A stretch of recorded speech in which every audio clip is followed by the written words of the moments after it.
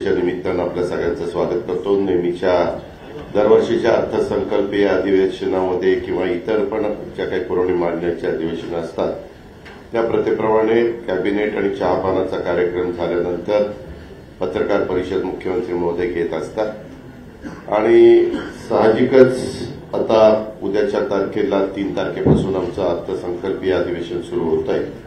आपल्याला सगळ्यांना माहिती आहे की उद्या आम्ही पुरवणी मागण्या ठेवणार आहे, 10 तारखेला अर्थसंकल्प सादर करणार आहे।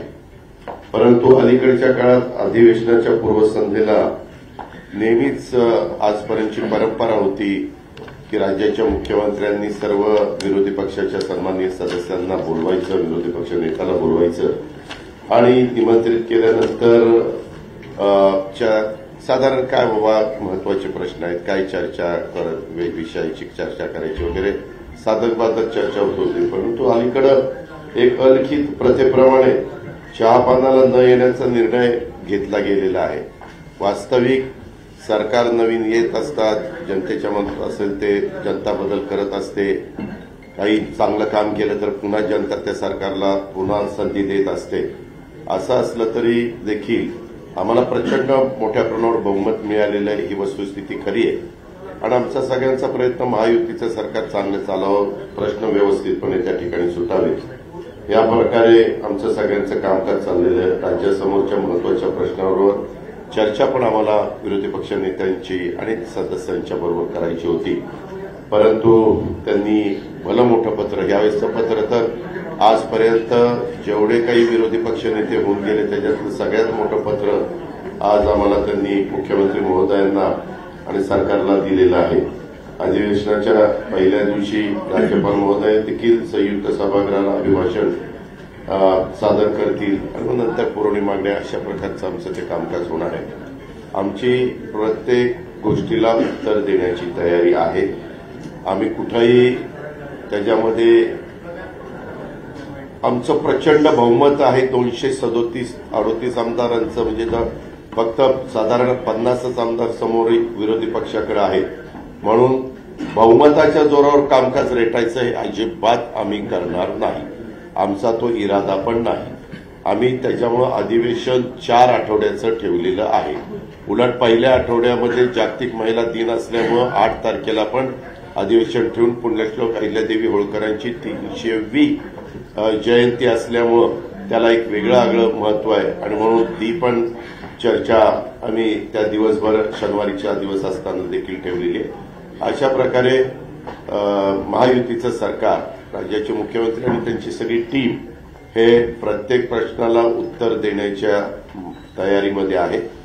आता आरोप प्रत्यारोप होत असतात, आरोपात तथ्य असेल तर जरूर त्याची दखल घेतली जाईल, परंतु कारण नसताना विरोधाला विरोध करायचा म्हणून जर आरोप केले गेलेले असले तरी त्याला किती महत्व द्यायचं हे पण तशा पद्धतीनं ठरवलं जाईल, असं साधारण हे अधिवेशन चालवण्याचा मुख्यमंत्र्यांचा आमचा सगळ्यांचा विचार आहे आणि त्या प्रकारे अधिवेशन सगळे बिलं जी येतील ती पण बिलं चर्चेला यावी, त्याच्यात चर्चा सादर व्हावी, त्याच्यातनं काही चांगल्या सूचना आल्या तर त्या सूचनेचा पण आम्ही आदर करायला तयार आहोत।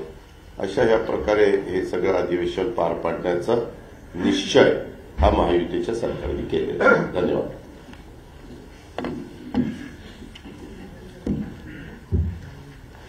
आजच्या पत्रकार परिषदेत उपस्थित राज्याचे मुख्यमंत्री देवेंद्र फडणवीसजी, आमचे उपमुख्यमंत्री अजितदादा, सर्व मंत्रिमंडळातील सहकारी आणि पत्रकार मित्र, उद्यापासून अर्थसंकल्पीय अधिवेशनाला सुरुवात होतीये आणि या सरकारचं हे महायुती सरकारचं दुसरं अधिवेशन आहे आणि त्यातला हा पहिला अर्थसंकल्प आहे। सरकारची टर्म नवीन असली तरी सुद्धा आमची टीम जुनीच आहे, फक्त आमच्या दोघांच्या खुर्च्यांची बदलाबदल झाली। अजितदादांची मात्र फिक्स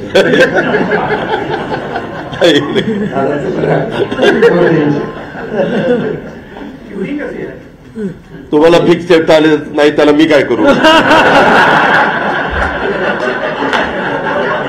पण ठीक आहे, आमची रोटेटिंग चेअर आहे,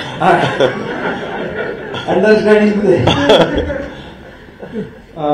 पण अजितदादा अर्थसंकल्प पुन्हा मांडतील आणि या अर्थसंकल्पात देखील आपण अजितदादा मांडतील, पण विरोधकांचं काय, ते काय मांडणार? त्यांचा तर व्यक्त संकल्प सुरू आहे. आणि नुसत्या आता अजितदादांनी सांगितलं की आता सगळ्यात जास्ती आता यांची कागद आहेत का? मोठं, सगळ्यात मोठं पत्र आहे. सगळ्यात मोठं पत्र म्हणजे आमदारांची संख्या कमी झाली म्हणून मोठं पत्र का? 1 2 3 सात 4 अंतिम आठवडा का डबल अंतिम आठवडा दिला आहे? 6 7 8 हो 9 9 म्हणजे आतापर्यंतच्या सगळ्यात जास्ती म्हणजे आता पण काय म्हणत होतो आपण अंतिम आठवडा अर्थसंकल्प, आता डबल अंतिम आठवडा अर्थसंकल्प आहे. ठीक आहे, चांगली प्रगती आहे आणि विरोधी पक्ष नेता होऊ शकत नाही एवढं देखील जनतेने त्यांचं काम करून ठेवलंय.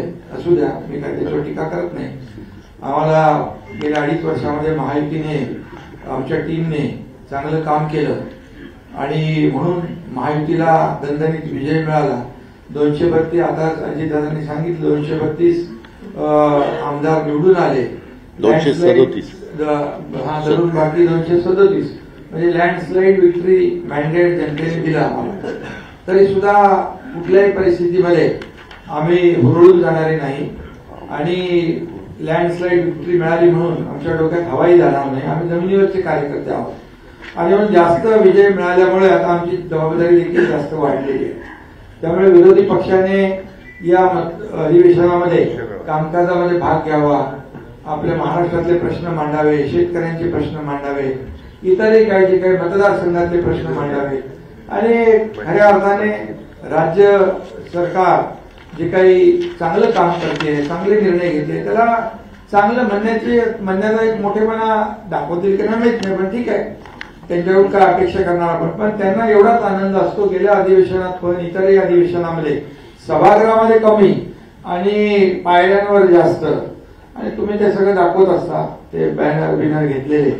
आणि त्यामुळे याच्यात माझं एवढंच त्यांना सांगणं आहे की हे अधिवेशन अर्थसंकल्पीय अधिवेशन आहे आणि अर्थसंकल्पीय अधिवेशन आहे. मिळालेला विजय आपल्या समोर आहे, लोकांनी दिलेलं मॅन्डेट आपल्या समोर आहे, लोकांनी आमच्या कामाची पोचपावती दिलेली आहे. देवेंद्रजी जो वेग आम्ही 2.5 वर्षात कामाचा गाठला, पल्ला गाठला, म्हणजे एकीकडे विकास प्रकल्पांना देखील आम्ही चालना दिली. महाविकास आघाडीने बंद पाडलेले प्रकल्प आम्ही सुरू केले, त्याचे काही मी चर्चा करत नाही, पण तुम्हालाच माहित आहे मुंबईतले 4-5 प्रकल्प आपण पाहिले. कोस्टल असेल, अटल सेतू असेल, मेट्रो असेल, कारशेड असेल, असे अनेक प्रकल्प आपण पुढे नेले. बाकी तर खूप मोठ्या प्रमाणावर प्रकल्पांना आपण चालना दिली. सिंचनाचे प्रकल्प जे देवेंद्रजी मुख्यमंत्री होते तेव्हा जलयुक्त शिवार योजना असेल किंवा सिंचनाचे प्रकल्प आहेत ते महाविकास आघाडी सरकार आल्यानंतर त्यांनी बंद पाडले. मी मुख्यमंत्री झाल्यानंतर पुन्हा ते सुरू केले. मग ते मराठवाडा वॉटर ग्रीड, विदर्भाचे प्रकल्प असतील, मराठवाड्याचे प्रकल्प असतील, ते शेतकऱ्यांसाठी एकही सिंचन प्रकल्पाला त्यांनी मान्यता मिळवली. 2-3 प्रकल्पांना दिली आणि आम्ही जवळपास 121 का 143 सिंचन प्रकल्पांना आम्ही मान्यता दिली. हे गेल्या 2.5 वर्षामध्ये. आणि जो कामाचा वेग आहे, एकीकडे विकास प्रकल्प आम्ही केले, दुसरीकडे कल्याणकारी योजना केल्या, लोकाभिमुख योजना, लाडक्या बहिणीसारख्या अनेक योजना केल्या. आता जो वेग 2.5 वर्षात होता देवेंद्रजींच्या आता नेतृत्वाखाली आम्ही टीम म्हणून तो का वेग अधिक वाढवणार आहोत.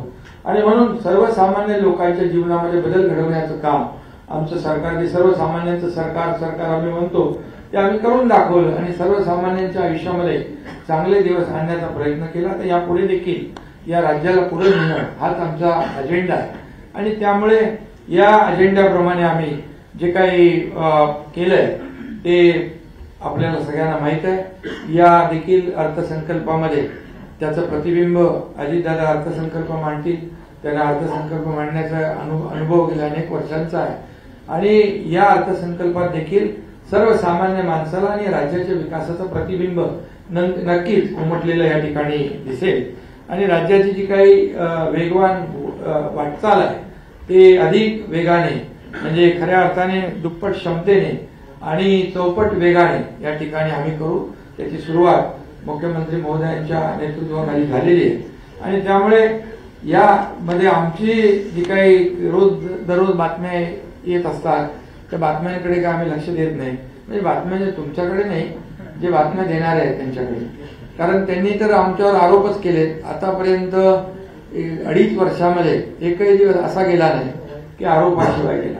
सरकार आता बदललं, लोकांनी शिक्कामोर्तब केलं. ते लोक म्हणाले की आता निवडणूक आयोगाने आम्हाला फसवलं, सुप्रीम कोर्टाच्यावर आरोप केले, मग ईव्हीएमवर आरोप केले. जेव्हा ते जिंकतात तेव्हा ईव्हीएम चांगली, जेव्हा हारतात तेव्हा ईव्हीएमवर दोष देतात. हे सगळं करत करत आतापर्यंत आलं. परंतु आम्ही कुठल्याही आरोपाने कामाने उत्तर दिलेलं आहे. यावेळी देखील आम्ही काम करत राहणार. त्यांच्या सर्व प्रश्नांची उत्तरं द्यायला सरकार समर्थ आहे. त्यांनी साधक बाधक चर्चा केली पाहिजे आणि या ठिकाणी या जनतेसाठी आपण जे काय अधिवेशन घेतो त्यांना आपल्याला न्याय दिला पाहिजे. आणि बाकी चहापानाच्यावर तर त्यांनी नेहमीप्रमाणे बहिष्कार घातलेला आहे. परंतु चहापान म्हणजे एक संवाद असतो, चर्चा असते. परंतु विरोधी पक्षाने तो कायम आपला जो काय हट्ट आहे तो कायम ठेवलेला आहे. मुद्द्यांवर त्यांनी चर्चा करावी, काही प्रॉब्लेम नाही. परंतु सूड भावनेतून, द्वेष भावनेतून टीका केली तर त्याला देखील तसंच उत्तर दिलं जाईल. कारण शेवटी एक मर्यादा असते टॉलरेट करण्याची आणि प्रत्येकाची एक सहनशीलतेची क्षमता असते. त्यामुळे विकासाच्या बद्दल बोलावं, राज्याचा विकास सुरू आहे, विकासामध्ये त्यांनी सहभागी व्हावं.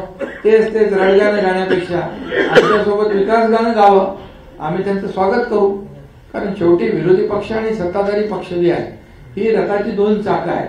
आम्ही विरोधी पक्षाला कमी हे मोजत नाही किंवा त्यांना अंडर एस्टिमेट पण करत नाही. त्यांची संख्या जरी कमी असली तर शेवटी आम्ही नाही केलं, ते जनतेने केलं. जनतेने हे सगळं जो काही निकाल दिलेला आहे ते म्हणाले जनतेच्या दरबारात जाऊ. आम्ही जनतेच्या दरबारात तेही गेले, आम्हीही गेलो. आणि मग आमचं म्हणाल किंवा अजितदादांचं म्हणाल तर आता खरी शिवसेना आणि खरी राष्ट्रवादी याच्यावर जनतेने शिक्कामोर्तब केलेलं आहे. त्यामुळे मला या ठिकाणी जास्त काय बोलायचं नाही.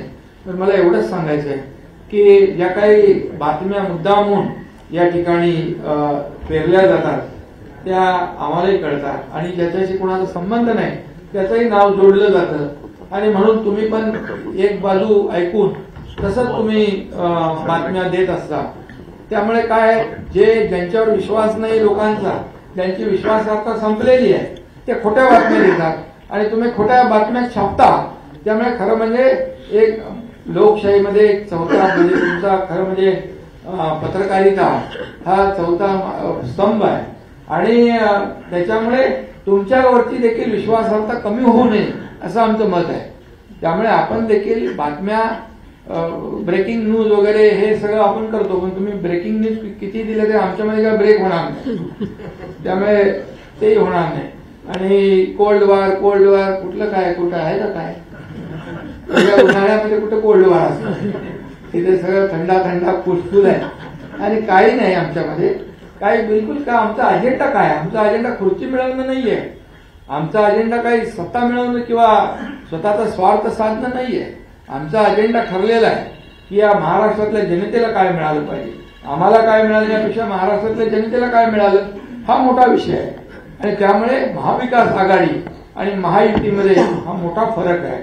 आणि त्यामुळे तुम्हाला आमची विनंती एवढीच आहे की थोडी शहानिशा करून आपण जर बातम्या दिल्या तर खूप त्याचा माणसामध्ये देखील आपली जी प्रतिमा आहे मीडियाची ती देखील चांगली राहील. कारण शेवटी ती एखादी बातमी दिल्यानंतर तुम्हाला परत ती दुसरी बातमी खरी बातमी छापायला लागते, खरी बातमी दाखवायला लागते. त्यामुळे एवढंच आमची विनंती आहे. आणि कुठं चुकलं तर तुम्ही सांगा ना बाबा इथं चूक आहे म्हणून. परंतु जे सरकारने केलेलं चांगलं काम आहे किंवा जे कोणी आरोप केले ते आरोप खरे आहेत की खोटे आहेत याची देखील थोडी शहानिशा आपण केली पाहिजे.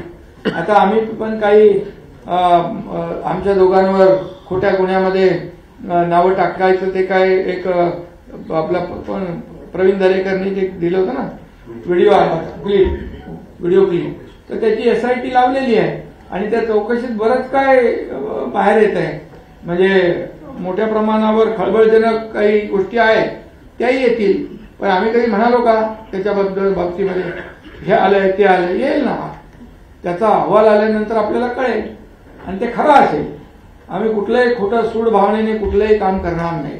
सत्ता किती आमच्याकडे बहुमताची असली तरी सुद्धा कुणावरही सूड भावनेने द्वेषापोटी कुठल्याही आकसाने आकस बुद्धीने कुठली कारवाई आम्ही करणार नाही. आमचा तो तिघांचाही स्वभाव नाही. आणि म्हणून फक्त एवढंच आहे की हे अधिवेशन जे आहे हे अधिवेशन अर्थसंकल्पीय अधिवेशन आहे. या महाराष्ट्रातल्या तमाम जनतेच्या दृष्टीने महत्वाचं आहे. कारण महाराष्ट्रातल्या तमाम जनतेने महायुतीला भरभरून एवढं दिलंय की आता आम्हाला त्यांना त्यांच्या ऋणातून उतराई व्हायचं आहे. त्यामुळे आम्हाला काम करायचं आहे. आणि काम करण्यामध्ये विरोधी पक्ष जर आला सोबत सहकार्य केलं तर चांगलं आहे. त्यांचंही नाव होईल. त्यांच्याही मतदारसंघामध्ये न्याय मिळेल. या महाराष्ट्राला एक वेगळं चित्र पाहायला मिळेल. आता तरी म्हणजे संख्या आता कमी कमी कमी कमी होत आता कुठपर्यंत आले बघा.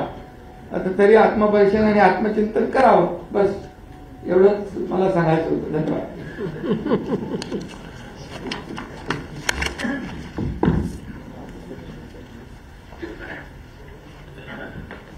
माननीय उपमुख्यमंत्री शिंदेसाहेब, माननीय अजितदादा पवार, मंत्रिमंडळातील आमचे सर्व सहकारी आणि पत्रकार भगिनी बंधूंनो, सर्वप्रथम आज रणजी ट्रॉफीमध्ये विदर्भाच्या संघाने केरळवर मात करून रणजी ट्रॉफी आपल्या राज्यामध्ये आणली. त्याबद्दल मी विदर्भाच्या टीमचं सर्व प्लेयर्सचं अतिशय मनापासून अभिनंदन करतो. राज्याचं अर्थसंकल्पीय अधिवेशन 3 ते 26 मार्च या दरम्यान या ठिकाणी आपण करणार आहोत. आणि मला असं वाटतं की हे तसं नवीन सरकारचं एक प्रकारे पहिलंच अर्थसंकल्पीय अधिवेशन आहे. आणि जसं दादांनी सांगितलं की आम्ही कुठेही अधिवेशन आटपून टाकावं अशा मानसिकतेत न राहता त्या ठिकाणी नीट 4 आठवड्याचं अधिवेशन हे आपण आयोजित केलं आहे. आज ज्याचा उल्लेख या ठिकाणी झाला की विरोधी पक्षाने एक 9 पानाचं पत्र दिलेलं आहे. त्याच्यामध्ये 9 नेत्यांची नावं आहेत. त्यातल्या 2 नेत्यांनी सह्याच केलेल्या नाहीत. एक नाव जर आम्ही शोधतोय की नेमके ते आमदार आहेत का नाही आहेत, तर म्हणजे असतील कदाचित, पण आमच्या ते लक्षात येत नाही. आता आम्ही जरा ते शोधायला पाठवलेलं आहे की बाबा ते कोण आहेत नेमके. आणि आपण बघितलं असेल की हम साथ साथ है अशी परिस्थिती काही तिथे दिसत नाही. हम आपके है कोण चालतीच परिस्थिती तिथे आहे. कारण काँग्रेस पोचलीच नाही. अर्थात जेवताना आली असं आम्हाला समजलं, पण वेळेवरपर्यंत काँग्रेस आली नाही. रोहित पवारांनी काहीतरी ट्विट केलंय मला वाटतं. त्यांनी पण काहीतरी आपली काय नाराजी व्यक्त केली आहे. बरं, वडेट्टीवार नाही, नाना पटोले नाही, जयंत पाटील नाही, कोणीच नाही. त्याच्यामुळे एकूणच हे कशा पद्धतीनं विरोधी पक्षाचं कामकाज चाललेलं आहे हे आपण बघितलं पाहिजे. खरं तर चहापानावर त्यांनी बहिष्कार घातला. आत्ता त्यांना ही संधी होती. जेव्हा नवीन सरकार बनतं त्यावेळी पहिल्या अधिवेशनाला बाबा एक सकारात्मक चर्चा आपण करूया अशा प्रकारची संधी होती. त्यांनी संवाद स्थापित करावा असं आपल्या पत्रकार परिषदेत म्हटलं. पण संवादाचं सगळ्यात मोठं माध्यम जे होतं, आम्ही त्यांना चहापानाला निमंत्रित केलं होतं, म्हणजे संवादालाच निमंत्रित केलं होतं, पण त्याच संवादावर त्यांनी बहिष्कार टाकला. म्हणजे मला याचा अर्थच समजला नाही की संवादावर बहिष्कार टाकायचा आणि संवाद साधा अशा प्रकारे त्या ठिकाणी पत्रकार परिषदेत म्हणायचं. पण मला असं वाटतं की काही हरकत नाही. त्यांनी ऍक्च्युली हे जे काही 9 पानी पत्र दिलेलं आहे या पत्रात संपूर्ण पत्र हे वर्तमानपत्राच्या बातम्यांवर आधारित आहे. तर त्या बातम्यांसोबत त्यांनी सरकारने दिलेला खुलासा जरी वाचला असता तरी 9 पानाचं पत्र अर्ध्या पानात त्यांना निश्चितपणे देता आलं असतं. पण हरकत नाही. त्यांनी पुन्हा हे सगळे मुद्दे जर हाऊसमध्ये मांडले तर आम्ही त्याची उत्तरं त्या ठिकाणी देण्याकरता तयार आहोत. 2 महत्वाच्या चर्चा आपण या सभागृहामध्ये ठेवलेल्या आहेत. 8 मार्चला पुण्यश्लोक अहिल्यादेवी होळकर यांच्या 300व्या जन्मशताब्दीच्या निमित्ताने एक चर्चा आपण ठेवली आहे, ज्याच्यामध्ये महिला दिन असल्यामुळे सक्षमीकरणाचा जो सगळा मुद्दा आहे त्या अनुषंगाने ही चर्चा एक सकारात्मक अशा प्रकारची चर्चा आहे. आणि भारतीय संविधानाचं अमृत महोत्सवी वर्ष असल्यामुळे आपण एक 2 दिवसाची चर्चा की भारतीय संविधानाच्या अनुषंगाने कशा प्रकारे आपला विकास झाला आणि संविधानाने आपल्याला काय काय दिलं, अशा प्रकारची एक सकारात्मक चर्चा व्हावी. म्हणजे ते लाल संविधान करून करतात तशा प्रकारची नाही, तर माझी अपेक्षा आहे की संविधान वाचून किंवा त्यातल्या तरतुदी समजून आमचा विरोधी पक्ष देखील त्याच्यावर एक चांगली सकारात्मक चर्चा करेल, अशी माझी या ठिकाणी अपेक्षा आहे. खरं म्हणजे आत्ताच शिंदे साहेबांनी सांगितलं की अलीकडच्या काळामध्ये रोज मला एक स्थगितीची बातमी पाहायला मिळते आणि मी स्थगिती दिलेली आहे असं मला रोज ऐकायला मिळतं. मग मला विचारावं लागतं माझ्या ऑफिसला की आपण कधी दिली. मग ते म्हणतात की आपल्याकडे तर अशी फाईलच आली नाही. मग मला शोधून काढावं लागतं. अलीकडच्या काळामध्ये 2 गोष्टी माझ्या असं लक्षात आल्यात, मी तुम्हाला विनम्रपूर्वक सांगू इच्छितो. एक, आमच्याकडे कुठल्याही आमदारांनी निवेदन दिल्यानंतर त्यांनी काही मागणी केली असेल किंवा एखादा आरोप जरी केला असेल तरी त्याच्यावर आपण तपासून कारवाई करावी किंवा माहिती द्यावी असं लिहितो. आपण कधीच इग्नोर करत नाही. असं पत्र गेलं म्हणजे चौकशी सुरू झाली, असं पत्र गेलं म्हणजे आता त्याच्यावर स्थगिती आली, अशा प्रकारच्या बातम्या करणं हे थोडं बाळबोध आहे असं नसतं. कारण कुठल्याही वेळेस आपल्याला कारवाई करायची असेल किंवा स्थगिती द्यायची असेल, दुसरी बाजू आल्याशिवाय आपण अशा प्रकारे कधीच करत नाही.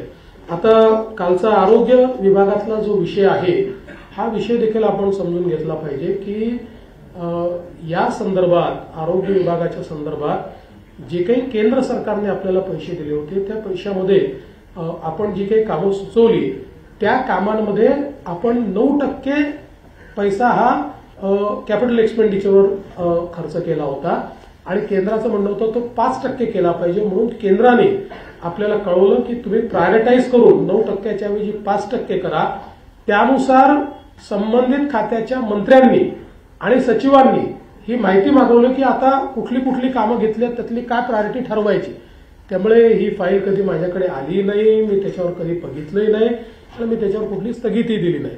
तर मला असं वाटतं की जिथे एखादी चूक होते असं लक्षात आलं तर मी स्थगिती निश्चितपणे देईल आणि त्याच्यामध्ये आवश्यकता पडली तर समजा खातं शिंदे साहेबांच्या शिवसेनेचं असेल त्यांच्याशी चर्चा करील किंवा दादांकडचं असेल तर त्यांच्याशी चर्चा करील. पण मला असं वाटतं की एक वातावरण जे तयार करण्यात येत आहे की बाबा काहीतरी इथे ओढताण चाललेली आहे, वन अपमॅनशिप करणं चाललेलं आहे आणि आता मुख्यमंत्री कुठेतरी शिंदे साहेबांनी सुरू केलेल्या गोष्टी कशा बंद करता येतील किंवा कुठेतरी कट टू साईज कसं करता येईल, तर मला असं वाटतं की हे अतिशय चुकीचं आहे. आणि माझी आपल्याला एका गोष्टीची अगदी विनम्रतापूर्ण विनंती आहे की आणि हे तत्वही आहे की आपल्याकडे एखादी बातमी आली तर दुसरी बाजू घेतल्याशिवाय ती बातमी आपण छापत नाही. आम्ही नाही दिली, समजा आम्हाला मागितली, सरकारला मागितली, आम्हाला मागितली आणि आम्ही सांगितलं की आम्हाला नाही बोलायचं तर सिंगल बाजू आली पाहिजे. पण अन्यथा हे तत्वच आहे की दुसऱ्या बाजूसहित आपण ते मांडलं पाहिजे. आता उदाहरणादाखल या ठिकाणी मला असं वाटतं अनेक वेगवेगळ्या प्रकारच्या बातम्या आल्या. आता एक नंबर प्लेटवाली एक बातमी खूप मोठ्या प्रमाणात चाललेली आहे. त्या संदर्भातही बातमी खूप मोठी आली पण त्याच्यावरचा खुलासा मात्र काही सगळ्यांनी दिला नाही. कारण इतर राज्यांनी रेट ठरवला एक्सक्लुडिंग जीएसटी आणि एक्सक्लुडिंग फिक्सिंग चार्जेस आणि महाराष्ट्राने रेट ठरवताना इन्क्लुडिंग जीएसटी आणि इन्क्लुडिंग फिक्सिंग चार्जेस. आता त्यांचा जीएसटी आणि फिक्सिंग चार्जेस जर आपण बघितले तर आमच्याकडे कंपॅरेटिव्ह स्टेटमेंट आहे. कुठल्याही राज्यापेक्षा आपण पुढे नाहीत. सगळ्या राज्यांचे कंपेरेबल रेट्स आपल्या रेटमध्ये 1-2 याच्यात तर 5-10% काही राज्यांपेक्षा कमीच आहोत आपण. त्यामुळे मला असं वाटतं की हा विषय समजा ही सगळी आहेच. आता म्हणजे याच्यामध्ये आपण जर बघितलं तर आता समजा 2 व्हीलर करता आंध्र प्रदेश 451 आहे, बिहार 451 आहे, गोवा 465 आहे, गुजरात 468 आहे, त्याच्यानंतर हरियाणा, हिमाचल प्रदेश, कर्नाटक 451 आहे, मध्य प्रदेश, मेघालय, एनसीटी, दिल्ली 465, 468 आहेत, ओडिसा तर 506 आहे, छत्तीसगड, चंदीगड, यूटी पण 506 आहे वेस्ट बेंगॉल 506 आहे, महाराष्ट्र 450 आहे. म्हणजे या सगळ्या राज्यांपेक्षा जेव्हा आपण यांचं एकत्रितपणे त्या ठिकाणी बघतो त्यावेळी आपल्या असं लक्षात येतं हे कमी आहे. तर कुठलीही बातमी छापणं आपला अधिकारच आहे किंवा आम्ही काही चूक करत असू तर अंकुश ठेवणं हे चौथ्या स्तंभाचं कामच आहे. फक्त आमची विनंती त्यात एवढीच आहे की आपण सरकारची बाजू सोबत दिली तर त्यातनं जे काही कन्फ्युजन्स आहे ते कन्फ्युजन होत नाही. कारण आपल्याला माहिती आहे की आजकाल डिजिटल मीडियामुळे ती बातमी 5 मिनिटात इतक्या ठिकाणी चालली जाते की या सगळ्या ठिकाणी त्याचे मग खुलासा देता देता आमच्या देखील नाकी नऊ येतात. तर मला वाटतं निश्चितपणे आपण हा प्रयत्न केला पाहिजे. खरं म्हणजे आजच्या पत्रामध्ये काही गोष्टी या ठिकाणी मांडलेल्या आहेत आणि छत्रपती शिवाजी महाराजांच्या बद्दल अवमानकारक कोणी वक्तव्य करताय आणि त्याला सरकार कोणालाही वाचवणार नाही. छत्रपती शिवराय हे आमचं आराध्य दैवत आहे आणि कोणीही त्यांच्या विरुद्ध चुकीचं बोललं तर कारवाई होणार म्हणजे होणारच. पण मला कधी कधी आश्चर्य वाटतं की बोलणारे कोण आहे. तर औरंगजेबाचा महाल जुना झालेला आहे त्याचं संवर्धन करा अशी मागणी करणारे किंवा अफजल खानच कसा मोठा होता आणि अफजल खानामुळे शिवाजी कसे मोठे झाले हे सांगणारे आणि इशरत जहाच्या नावाने रुग्णवाहिका सुरू करणारे अशा लोक त्या ठिकाणी जर आम्हाला छत्रपती शिवाजी महाराज काय ते सांगत असतील तर त्यांच्याकडनं आम्हाला महाराज समजून घ्यायचे नाहीत.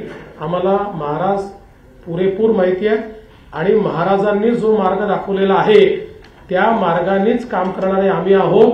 आम्ही तर पहिल्या दिवशी सांगितलं की आम्ही तिघही मुख्यमंत्री उपमुख्यमंत्री म्हणून नाही छत्रपती शिवरायांचे मावळे म्हणून या ठिकाणी काम करतो. त्यामुळे मला असं वाटतं की अशा प्रकारे विनाकारण काहीतरी गोष्टी सांगणं हे अत्यंत चुकीचं आहे. मला या निमित्ताने हे देखील सांगायचं आहे की आपण जो 100 दिवसाचा कार्यक्रम हातामध्ये घेतला तो अत्यंत यशस्वी होतो आणि खूप चांगल्या प्रकारे त्याचं काम चाललेलं आहे. त्याचा परवा आम्ही तिघांनी मिट्टम आढावा घेतला आणि त्यामध्ये अनेक कार्यालयांनी इतकं चांगलं काम केलेलं आहे. म्हणजे शेकडो टन अशा प्रकारचा जो काही कचरा आहे किंवा कागद आहेत या कागदांची विल्हेवाट लावणं, नव्याने त्या ठिकाणी जे काही रेकॉर्ड आहे त्या रेकॉर्ड रूम्स तयार झाल्या, त्या रेकॉर्ड रूममध्ये नीट कागद गेली, सगळ्या कार्यालयांमध्ये मोठ्या प्रमाणात पाट्या लागल्या, वेळा त्या ठिकाणी ठरल्या, असं अनेकांनी चांगला कार्यक्रम घेतला.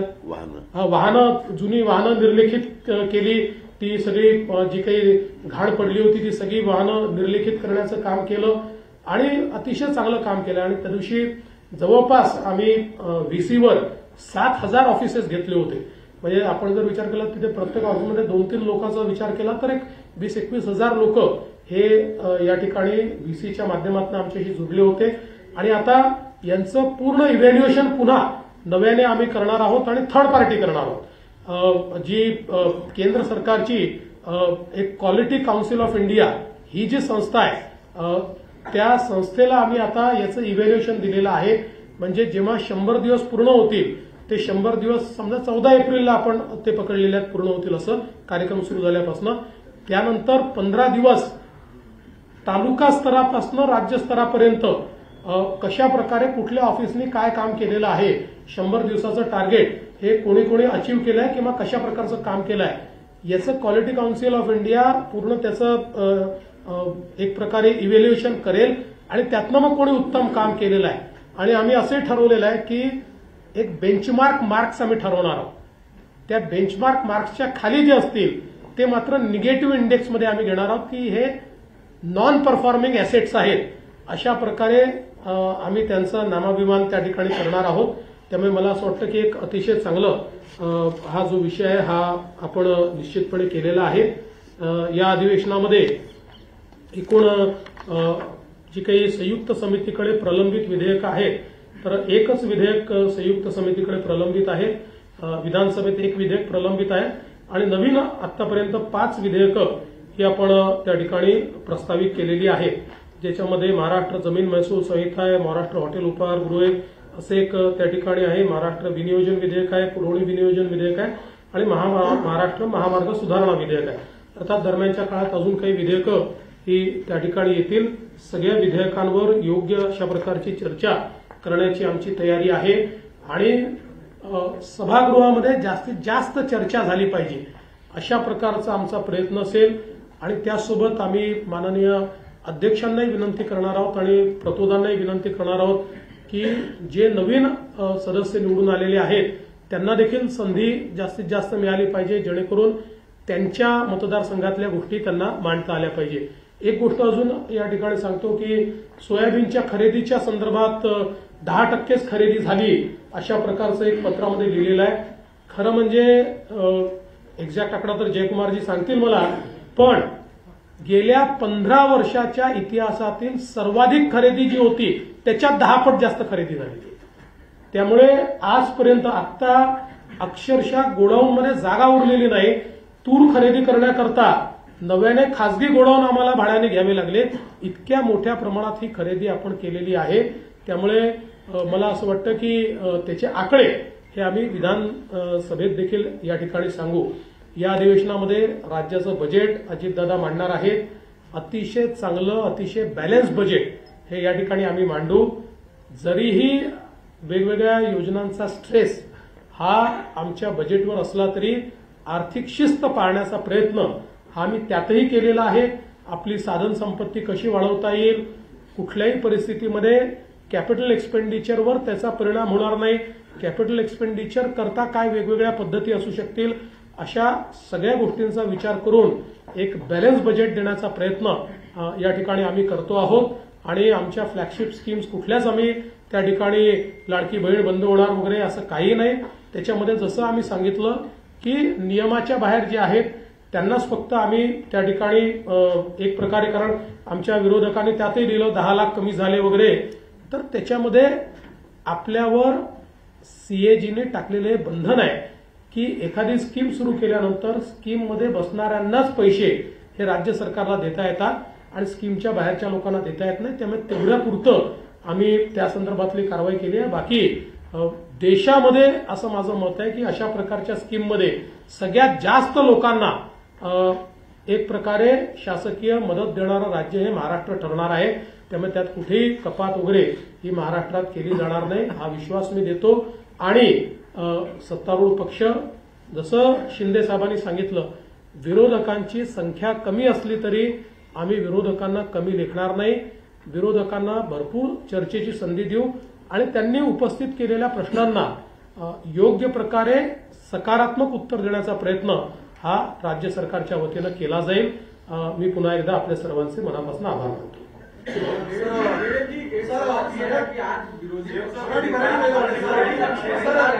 आपके ऊपर अलग अलग तरीके के सवाल पूछ रहे थे, लेकिन उनके भीतर जो बड़े नेता थे वो सभी वहां से गायब थे. इसको कैसे देखते हैं? और एक दूसरा सवाल, कानून व्यवस्था को लेकर के वो लगातार टारगेट कर रहे हैं. देखिए, आज विरोधी पक्ष को हमने चाय पान पर बुलाया था, लेकिन उन्होंने बहिष्कार डाला. उन्होंने एक बैठक की जिस बैठक में उनके कोई बड़े नेता नहीं पहुंचे. कांग्रेस के लोग बैठक समाप्त होने के बाद पहुंचे. एक 9 पन्ने का उन्होंने हमको पत्र दिया है जिसमें 9 लोगों के नाम है, 7 लोगों की साइन है. और उस पत्र में ऐसे मुद्दे उन्होंने उठाए हैं कि जो केवल उन्होंने प्रेस में से लिए हुए मुद्दे, अगर हमने दिए हुए उसके जवाब वो देख लेते तो शायद आधे पन्ने का भी वो लेटर हमको नहीं दे पाते. लेकिन फिर भी उन्होंने इन विषयों को सभागृह में भी उठाया, तो हम निश्चित रूप से उसके ऊपर पूर्ण रूप से जवाब देंगे. साथ साथ जिस प्रकार से अलग अलग चर्चाएं आपने कहा जो चल रही है, तो उसका भी अभी अभी मैंने जवाब दिया हुआ है कि हमारे सत्तारूढ़ पक्ष में हम लोग सब साथ में मिलकर काम कर रहे हैं. और किसी चीज को स्टे कर दिया और सीएम ने उसको रोक दिया, इस प्रकार की जो बातें ये बिल्कुल गलत है. ये अफवाहें भी है. और हमारे तो सभी को हमारा निवेदन है कि कोई भी खबर देते समय ये तत्व भी जो खबरों का है कि सामने वाले की, यानी जिसके खिलाफ खबर जा रही है, उनकी भी क्या साइड है, उस साइड को साथ में देना. लेकिन मैं ऐसा मानता हूं कि अनफॉर्चुनेटली उसका पालन नहीं हुआ है, तो आगे उसका भी पालन होगा, तो इस प्रकार की चीजें जो है सामने नहीं आएगी. कानून व्यवस्था पर भी जितने चर्चा वो करना चाहते हैं उतनी चर्चा निश्चित रूप से वो करें। मैं तो ऐसा मानता हूं कि कानून व्यवस्था की चर्चा के कारण उसका फायदा ये होता है कि पुलिस विभाग में भी एक प्रकार से उससे दक्षता ज्यादा पुलिस विभाग की बढ़ती है। बाकी उनके हर मुद्दे को हम अच्छे तरीके से जवाब देंगे और अगर कोई अच्छा सजेशन वो देंगे तो सजेशन भी हम लोग मान्य करेंगे। सर, रक्षा खडसेंच्या मुलीच्या बाबतीत जो प्रकार झाला, जयंत पाटील आता ट्विट करत म्हणतात की तुम्ही असं म्हटलेलं आहे की एका विशिष्ट पक्षाचे कार्यकर्ते या गुन्ह्यामध्ये सामील असल्याचं दिसून येत आहे। थेट आव्हान दिले की अशा पक्षाचं नाव तुम्ही जाहीर करावं। असं आहे की या संदर्भात रक्षाताईंशी माझं बोलणं झालं। रक्षाताईंनी मला काही माहिती दिली, त्या माहितीच्या आधारावर मी या ठिकाणी बोललेलो आहे आणि मला असं वाटतं की आता त्या प्रकरणामध्ये कारवाई केलेली आहे आणि कुठल्याही नेत्याने त्या ठिकाणी कारवाई करू नका असं म्हटलेलं नाही। मला असं वाटतं अत्यंत दुर्दैवी घटना आहे आणि अशा प्रकारे हा जो काही प्रकार आहे या प्रकाराला आम्ही टॉलरेट करणार नाही। कोणीही असलं तरी त्याच्यावर कारवाई ऑलरेडी केली आहे आणि कारवाई करणारच।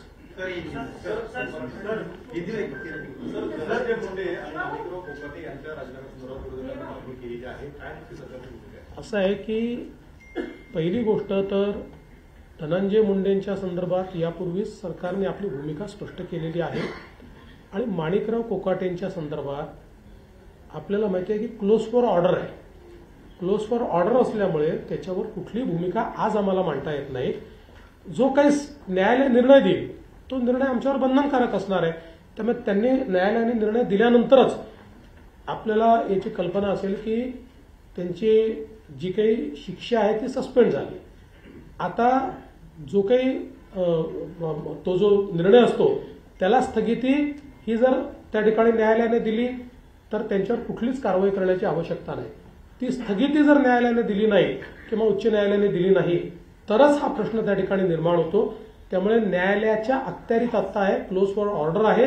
न्यायालयाचा निर्णय आल्यानंतर यावर उचित कारवाई ही केली जाईल। पण सर, अण्णा हजारेंच्या प्रश्न उपस्थित केलेला आहे की नैतिकतेच्या आधारावरती या दोन्ही मंत्र्यांनी राजीनामे देणे तुर्तास गरजेचं होतं। जर त्यांच्यावरचे आरोप सिद्ध झाले नाही तर पुन्हा सरकारमध्ये घेण्याची संधी त्याच्यासमोर उपलब्ध आहे। बघा, असं आहे की पहिल्यांदा तर अण्णा हजारेंची आम्ही त्या ठिकाणी सन्मानच करतो आणि अनेक वेळा अशा प्रकारच्या प्रश्नामध्ये राजीनामा द्यावा की नाही द्यावा असे अनेक मुद्दे त्या ठिकाणी उपस्थित होतात। त्या संदर्भात भरपूर चर्चा आमच्याकडे झालेली आहे आणि त्या चर्चेअंतीच आता जे काही मी आपल्यासमोर वस्तुस्थिती मांडली ती वस्तुस्थिती मांडली आहे। कुठेही नैतिकतेचं अधःपतन झालेलं आहे असं जर लक्षात आलं तर मात्र आम्ही कोणालाही वाचवणार नाही। आम्ही थेट त्यांचे राजीनामे मागू।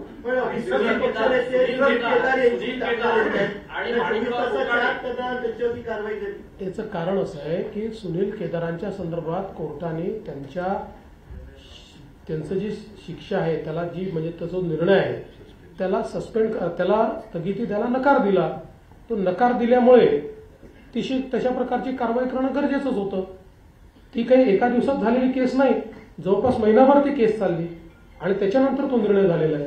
आदित्य ठाकरेंनी आज MMRDच्या संदर्भात जो प्रश्न उपस्थित केला प्रेसमध्ये, ते खातं तुमच्याकडे तर फ्रान्ससारखी आंतरराष्ट्रीय स्तराची संस्था यावेळेस उपस्थित ठेवतात की या प्रोजेक्टमध्ये मोठ्या प्रमाणामध्ये लाभ मागितला जातो। तुमचं या संदर्भात स्टँड काय आहे?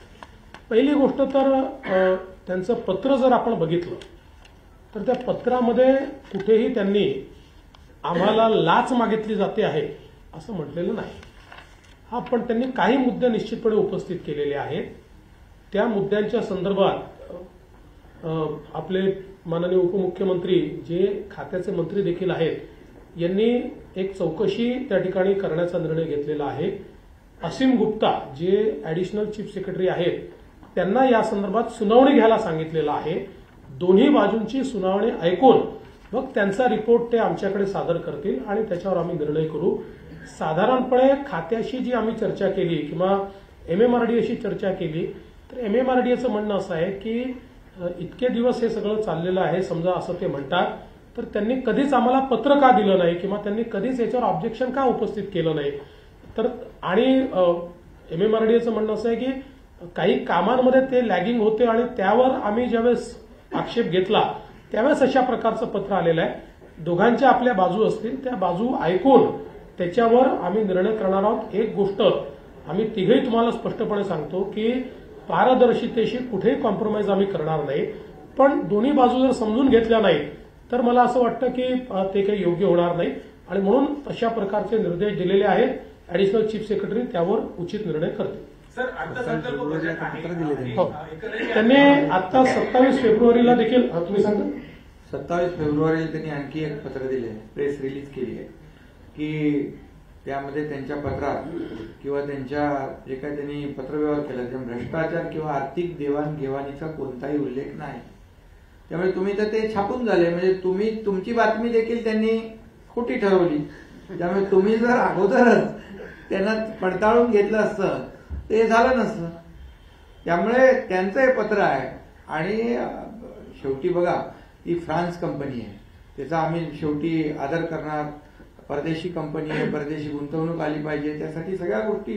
परंतु जे आता आम्ही त्यांनी जे म्हटलंच नाही ते सगळं मीडियामध्ये आलं असं त्यांनीच पत्र दिलंय. त्यांनी 2 पत्र, एक तर पत्र एक विदाऊट सहीचं दिलं होतं, दुसरं पत्र सहीचं दिलं. बरं त्यांनी न्याय कुणाकडे मागायला पाहिजे? मुख्यमंत्र्यांकडे मागायला पाहिजे, नगर विकास मंत्री MMRD मंत्री माझ्याकडे मागितलं पाहिजे. त्यांनी थेट कुणाला पत्र दिलं? आपले रेसिडेंट कमिशनर दिल्ली त्यांना दिलं. तर त्यामुळे त्यांच्या जेव्हा लक्षात आलं की चूक लक्षात आल्यानंतर त्यांनी 27 फेब्रुवारीला आता पत्र एक दिले. ते तुम्ही आता तुमच्या मीडियात दाखवलं पाहिजे.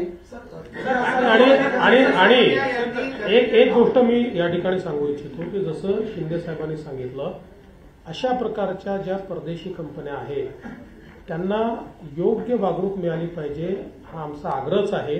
त्यामुळे त्यांच्या म्हणण्यामध्ये कुठेही जर आमच्याकडनं काही दोष असेल तर तो दूर करायला आम्ही तयार आहोत, पण त्यांच्याकडचे जे दोष आहेत त्यांना दूर करावे लागतील. तुम्ही उल्लेख केला स्वतःहून की दोघांमध्ये कोल्ड वॉर सुरू असल्याचं सातत्याने भासवलं जात आहे. पुन्हा एकदा हा नरेटिव्ह सेट केला जातो का विरोधकांकडून? सरकारकडे तरी टॅकल करण्यात अपयशी पडते का? बघा एक गोष्ट मी सांगू का, विरोधकांशी आम्ही लढू शकतो, आम्ही त्यांना चारी मुंड्यात चित करू शकतो, आम्ही मीडियाशी लढू शकत नाही. मीडियात ताकद आहे आम्हाला चारी मुंड्यात चित करायची. त्याच्यामुळे रोज कोणीतरी एक वेगळी बातमी लावल्यानंतर आम्ही करायचं काय? म्हणजे शेवटी आम्ही उत्तरं देतो, त्याच्यावर आम्ही खुलासा देतो, दुसऱ्या विषयी परत कोणीतरी.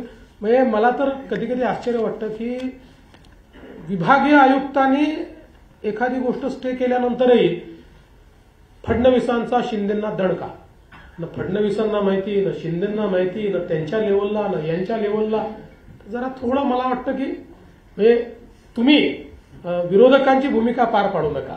तुम्ही भूमिका जी आहे ती अंकुश आमच्यावर राहील अशी भूमिका पार पाडा. जेव्हा याची बातमी ऐकतो मी, जेव्हा याची बातमी जेव्हा वाचतो, ऐकतो, बघतो तेव्हा मी यांना फोन करतो, बोलले फाईलच माझ्याकडे आली नाही. आता काय करायचं?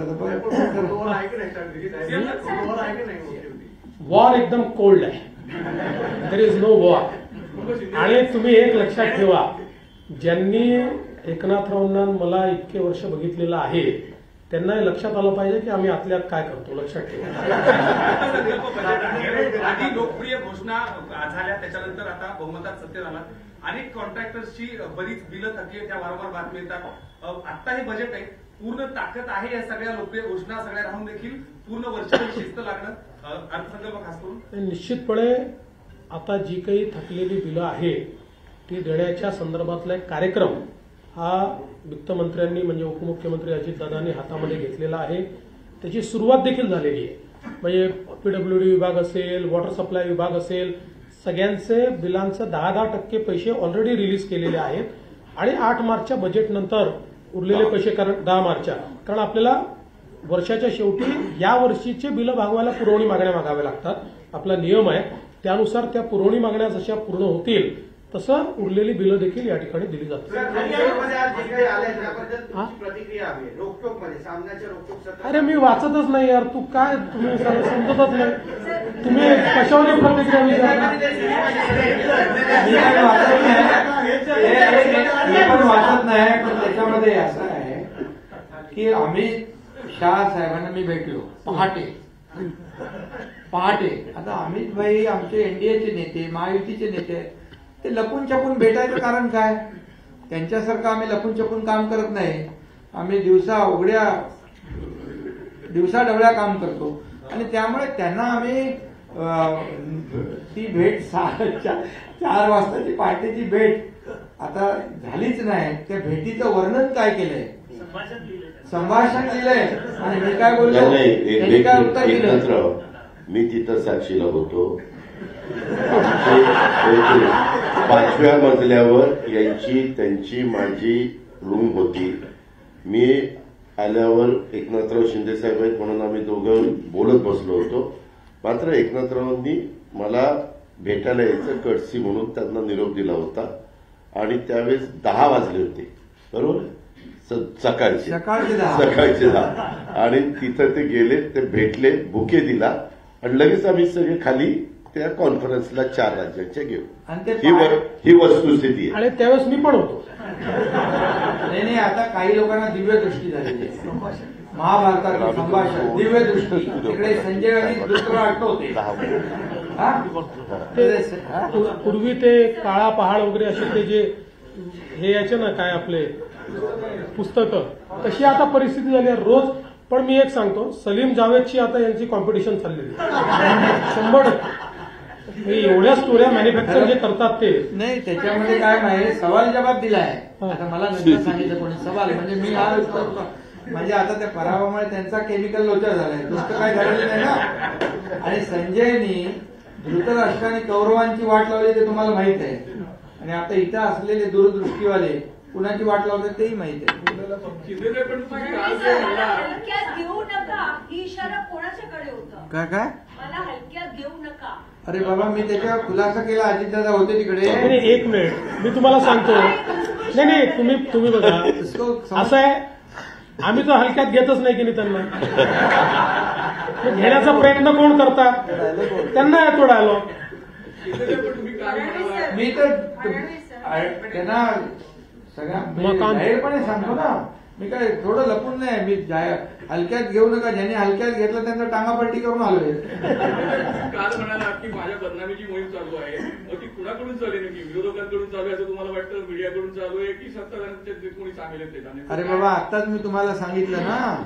मी म्हणजे दिवसा रात्री उठता बसता जळी स्थळी पाशाने काशाने काय म्हणतो त्याला एकनाथ शिंदे दिसतो.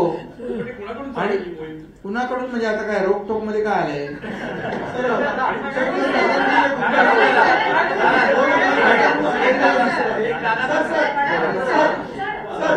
तुम्हाला प्रश्न आहे त्यांचा?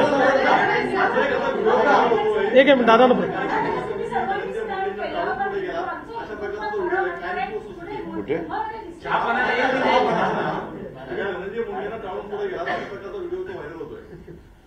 व्हिडिओ व्हायरल होतोय?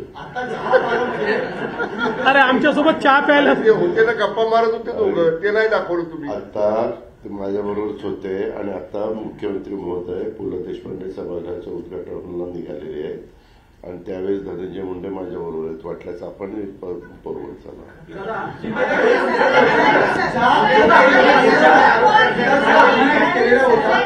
साफ होण्याचा प्रयत्न होतोय असं विरोधक सातत्याने म्हणतात आणि त्याचे पडसाद अर्थसंकल्पात असं त्यांचं म्हणणं आहे. हे विरोधकांचं स्वगत आहे